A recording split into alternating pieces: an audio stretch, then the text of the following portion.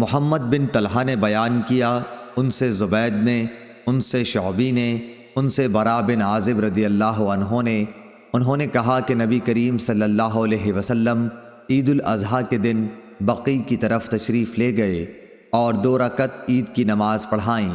پھر ہماری طرف چہرہ مبارک کر کے فرمایا کہ سب سے مقدم عبادت ہمارے اس دن کی یہ ہے کہ ہم پہلے نماز پڑھیں، پھر نماز اور خطبے سے لوٹ کر قربانی کریں،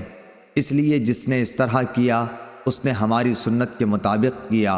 اور جس نے نماز سے پہلے ذبح کر دیا تو وہ ایسی چیز ہے جسے اس نے اپنے گھر والوں کے کھلانے کے لیے جلدی سے مہیا کر دیا ہے اور اس کا قربانی سے کوئی تعلق نہیں۔ اس پر ایک شخص نے کھڑے ہو کر عرض کیا کہ یا رسول اللہ، میں نے تو پہلے ہی ذبح کر دیا، لیکن میرے پاس 1 سال کی پٹھیا ہے اور وہ دوندی بکری سے زیادہ بہتر ہے۔ آپ صلی اللہ علیہ وسلم نے فرمایا کہ خیر، تم اسی کو ذبح کر لو، لیکن تمہارے بعد کسی کی طرف سے ایسی پٹھیا جائز نہ ہوگی۔ صحیح بخاری حدیث نمبر 976۔